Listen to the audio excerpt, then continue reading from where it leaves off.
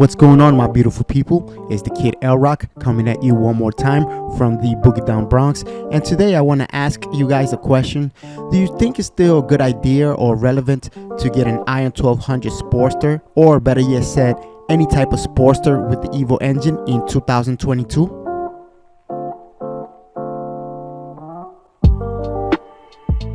Well, I do.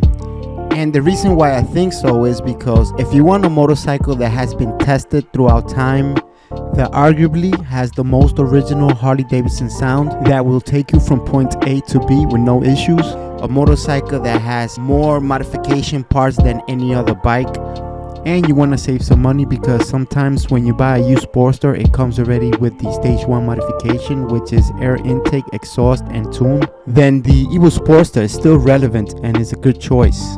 So anyway guys, my name is Lenny and welcome to my channel. This is the L Rock Moto channel, and I basically go around New York City and upstate and some parts of Jersey and show you guys more or less where to go, where to travel, where are the nice roads near New York City.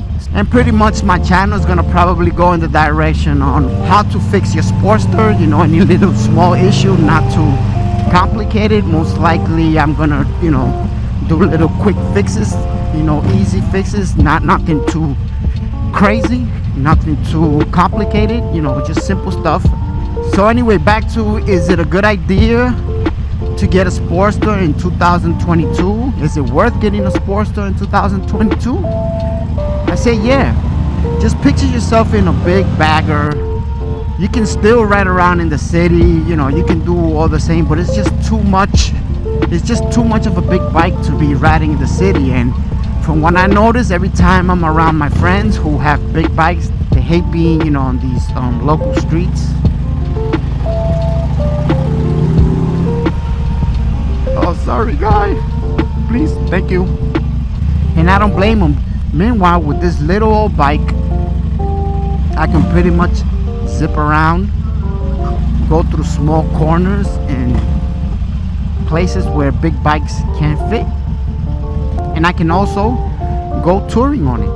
I mean, just check out my channel. I mean, anywhere within, I would say, 2 hours ride, I'm doing it. I'm going all around. I mean, you know, I'm not gonna say it's a good idea to go to California in this small bike, but people do it all the time. So yes, definitely this bike is still relevant. Besides that, my opinion, I think that the Sportster is the best looking bike to this day out of all. And of course, it has the female appeal. That's why they call it the girl's bike. But at the end of the day, I really don't care, because whenever I park my bike around and I don't necessarily have to be in a biker spot, I always have women pretty much orbiting my bike.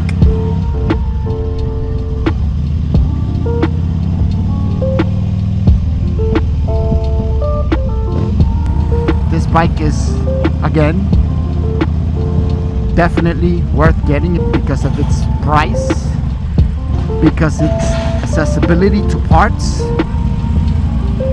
because of its nimbleness, because of its easiness to fix. Any simple tool you can use to fix this bike. So it's definitely worth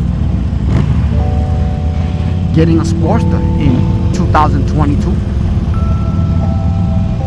That's my opinion, of course. You can also go for other bikes. You can go for any other small bikes, but you know,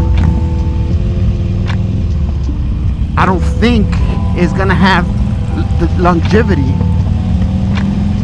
of a Sportster. I have people commenting on some of my videos saying that they have ridden their bikes for 400,000 miles and how the bike breaks, but they are able to rebuild the engine. And one of them actually said that you can't really do that with Japanese bikes, that that's it, once you wear them out, you just wear them out and you're just better off getting a new one. On the contrary to Sportster's, reputation is that, as we all know, the EVO engine is a bulletproof engine. That's pretty much the reputation that this engine has. And besides that, you know, even if it breaks down, they're very easy compared to other motorcycles to fix, build, rebuild, or anything in between. So yeah, it's definitely not a bad idea, especially now that, you know, these bikes are pretty much discontinued, and most likely they probably go up on prices, which they actually did go up on prices, because last time I checked, a Iron AA3 goes for like $12,000. When I originally got this bike, it was $10,000, and the Iron AA3, I believe it was like $8,000, close to $9,000. So we're gonna round it up to $9,000. So it significantly went up in price. So if you are planning on getting one of these bikes, do it. Very nimble bike. I mean, like, you know how hard it is to be able to, you know, do all this with a big cruiser bike, or with a sports bike. I don't think it's as easy to be able to maneuver around town like this. Just look, I'm just almost like if this is a scooter or a moped.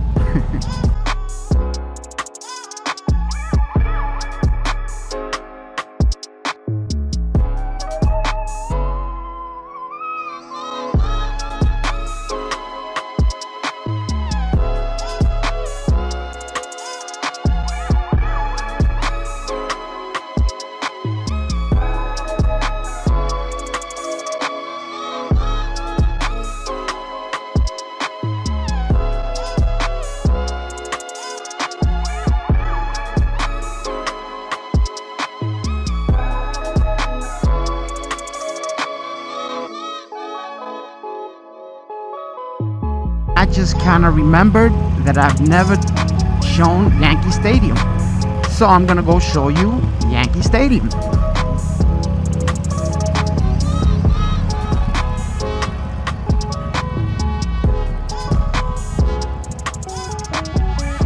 Party people in the place to be, KRS1 attack.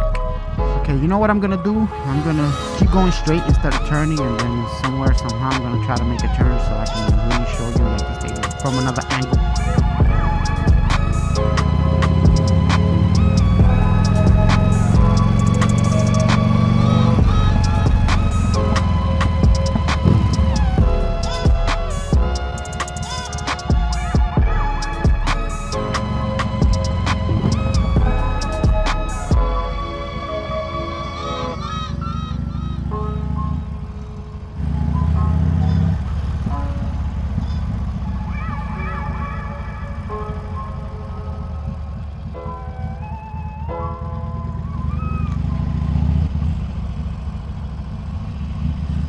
The old stadium used to be right here